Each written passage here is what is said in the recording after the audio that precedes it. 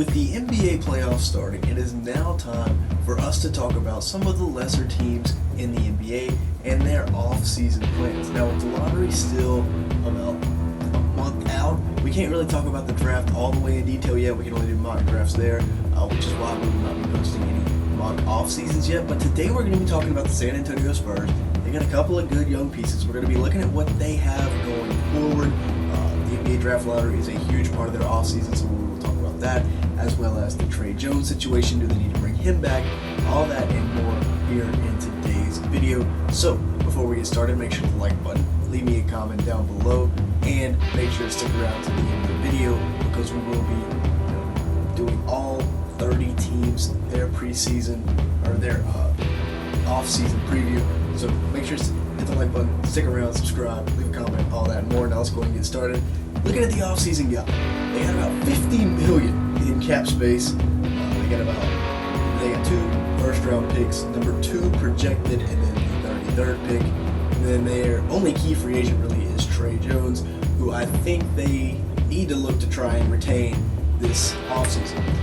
Now, obviously, the draft. The Spurs have been thinking Wembanyama for a while. Looking at the odds right here, they got number 2, tied with Houston. So all 3 of the top teams will have a 14% chance to get the number 1 overall pick.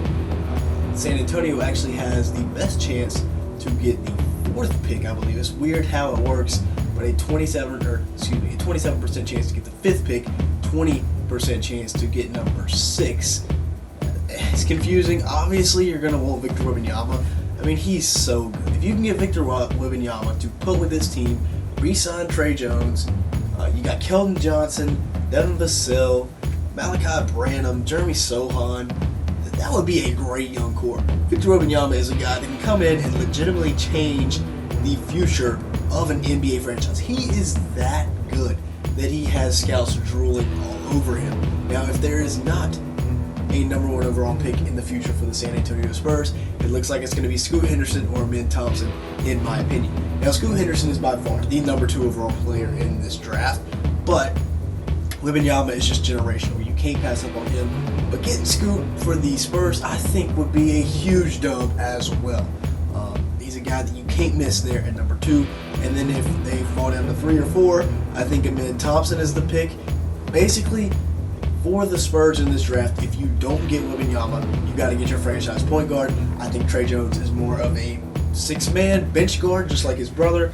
Maybe he could be a starter, but he was not the most efficient. We're going to be talking about that. But yeah, for me, if you can't get Wembanyama, you got to get your franchise point guard. Now at 33, here are some of the guys I could look at them getting. Jordan Miller was huge on Miami's turning run this year. Now he is a bit older, but a very versatile wing that can really shoot the ball. Keontae Johnson, one of the best stories in college basketball. Both of those guys, huge risers in the draft process through March Madness. Dylan Mitchell staying home in Texas. Actually, is he from Texas? I'm not sure. Obviously, he went to Texas University, though.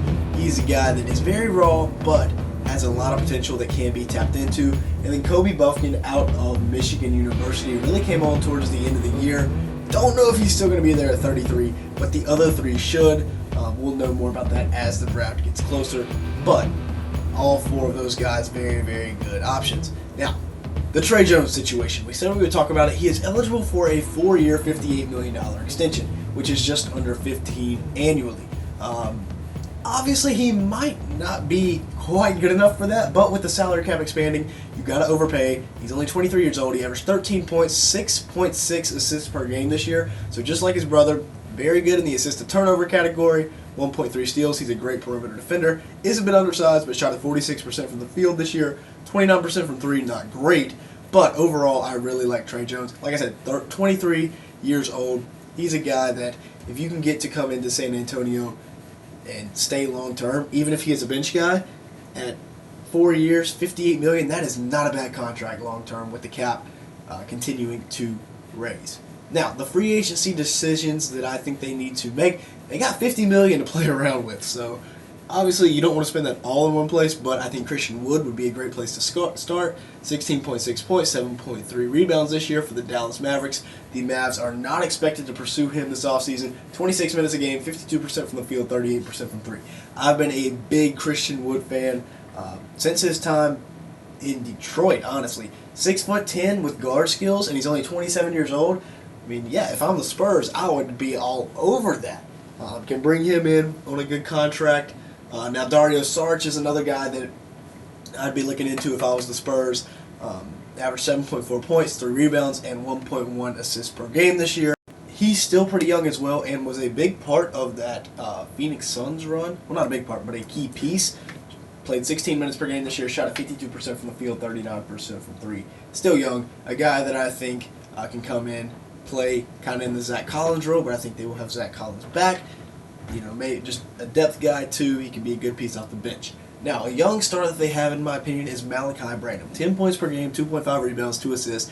Not bad at all for a rookie guard drafted outside of the lottery. They let him play big minutes this year, and he definitely impressed. 44% from the field, 30% from 3 in 24 minutes per game. So the three-point percentage was not where it was, but he was a super efficient guy at Ohio State. Continues to be somewhat efficient from the field in the NBA as a rookie. Now he... Per 36 numbers were much better, 15.6 points, 4.2 rebounds, and 3 assists. Obviously, as a rookie, Coach Pop was not playing him, max minutes. But towards the end of the year, he started getting more and more minutes per game. So he, came out with a pretty solid season. Now, the potential lineup heading into next year, I went with Scoot Henderson because I don't think that the Spurs are going to get that #1 overall pick. Honestly, I think Scoot Henderson's a better fit for them anyways. This would be a nice potential lineup for them next year.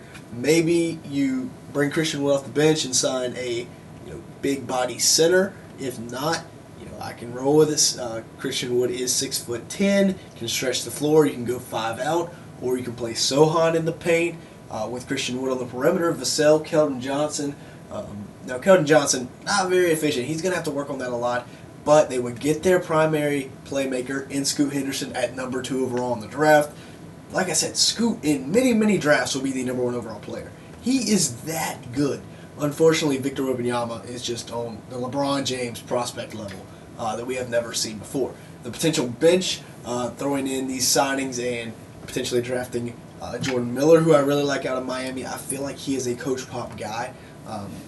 He just gives me that feeling. And then you get Trey Jones there, also being the 6th man. You lock him up long term. You got Malachi Branham, who came on towards the end of the year. Zach Collins, who really played well once they gave him more minutes. You bring Dario Saric off the bench. And then, like I said, Jordan Miller at the backup 3. Or you have Doug McDermott that can play there. Maybe you take a different guy at 33. But either way, I would like this lineup going into next year for the San Antonio Spurs. Y'all let me know your thoughts down in the comments below. But going out and getting Saric, Christian Wood, beefing up that front court, and then you also bring in Scoot Henderson. Be a great offseason, in my opinion. Now, the lineup is not going to win many playoff games. Probably not even going to make the playoffs. It's not that great.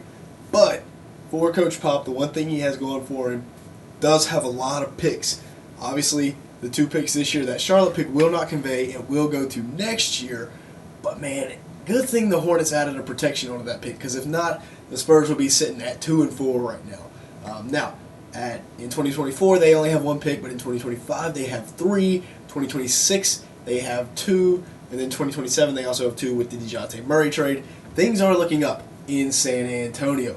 With that being said, that's going to be it for today's video. Thanks so much for watching. Make sure to like button and leave me a comment. Also, with the subscribe button, turn on the post notifications. We're going to be posting one of these for every team as they get eliminated from the playoffs or from postseason contention, as well as a 2K rebuild. So make sure you stick around. Off-season, this is the place to be. And with that being said, thanks so much for watching today's video.